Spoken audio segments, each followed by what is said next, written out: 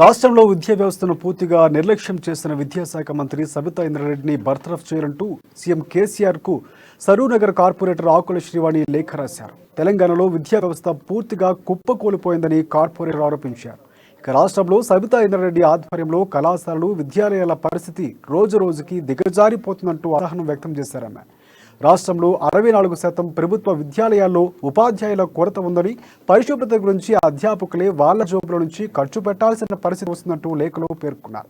కొన్ని పాఠశాలలు అనారోగ్యమైన మధ్యాహ్న భోజనం, వాటిలో అవకతవకలు, చాలా పాఠశాలలో పిల్లలకు యూనిఫామ్స్, పుస్తకాలు, టాయిలెట్స్, మంచినీటి మొదలగు కనీస సౌకర్యాలు లేవని అన్నారు.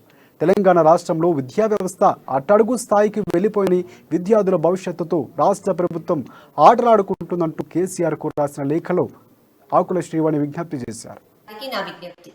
కేసీఆర్ గారు, మన రాష్ట్ర భవిష్యత్తు, మన రాష్ట్ర విద్యాశాఖ రేపు మంచిగా ఉండాలి అని అంటే ఇప్పుడున్న విద్యాశాఖ మంత్రి సబితా ఇంద్రారెడ్డి గారిని తక్షణమే తన పదవి నుంచి బర్తరఫ్ చేసి మన రాష్ట్రాన్ని కాపాడుతారని చెప్పి నేను ఆశిస్తున్నాను. కేసీఆర్ గారు, ఇదేదో నేననే మాట కాదు. పొద్దున్న లేసే మనం టీవీలో, సోషల్ మీడియాలో, న్యూస్ పేపర్స్ లో చూస్తున్నాము. కనీసం రోజుకి ఒక్క కంప్లైంట్ అయినా విద్యాశాఖ గురించి వస్తుంది. రాష్ట్రంలో ఇన్ని శాఖలు ఉన్నా కూడా అన్ని కంప్లైంట్స్ ఒక్క విద్యాశాఖ గురించి ఎందుకు వస్తున్నాయో మీరు ఒకసారి గమనించండి. కంప్లీట్ గా మన ఎడ్యుకేషన్ సిస్టమ్ మన రాష్ట్రంలో కొలాప్స్ అయింది. దానికి కారణం సబితా ఇంద్రారెడ్డి. గౌరవనీయులైన ముఖ్యమంత్రి కేసీఆర్ గారికి నా విజ్ఞప్తి.